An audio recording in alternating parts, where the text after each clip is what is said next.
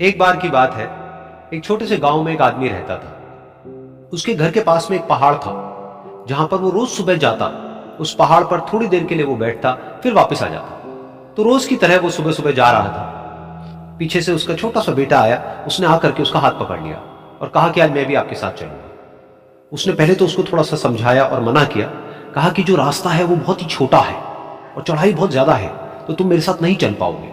लेकिन फिर जब उस बेटे ने जिद करी तो पिता मान गया। तो दोनों पहाड़ पर चढ़ने लगे। पिता ने बेटे का हाथ कस के पकड़ा हुआ था। लेफ्ट साइड में पहाड़ थे, राइट साइड में खाई थी और रास्ता बहुत ही छोटा था। और वो पहाड़ की चोटी तक पहुंचने ही वाले थे, तभी रास्ते में एक बड़ा सा पत्थर आया। क्योंकि पिता उस रास्ते पर रोज आता था, तो उसको पता था कि वहां पे पत्थर है, तो वो साइड से निकल गया। लेकिन जो बेटा था उसका ध्यान कहीं और था, तो उसका घुटना जाकर के उस बड़े से पत्थर पर टकरा गया। तो फिर उस बच्चे के मुंह से एक चीख निकली, और जैसे ही वो चीखा, उसकी आवाज उन पहाड़ों में गूंजने लगी।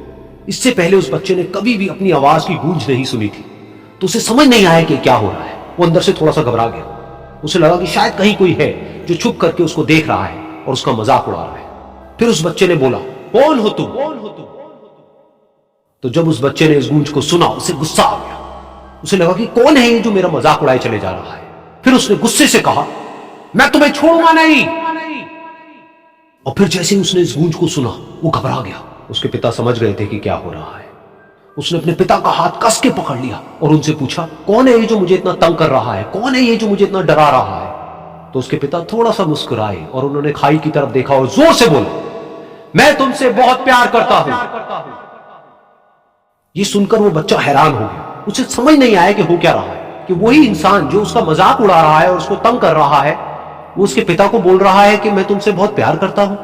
तो उसके पिता ने अपने बेटे को देखा और वो समझ गए कि उसके मन में क्या चल रहा है। और फिर दोबारा उन्होंने बोला, तुम बहुत अच्छे हो। और ये सुनकर उनका बेटा भी थोड़ा सा मुस्कुराया और पूछा अपने पिता से कि ये क्या हो रहा है। और फिर उसके पिता ने अपने बेटे को समझाया, ये जो आवाज तुम सुन रहे हो ना, ये किसी और की नहीं है, ये तुम्हारी ही आवाज है जो कि पहाड़ों में गूंज रही है। और तुम्हें अपनी ही आवाज सुनाई दे रही है।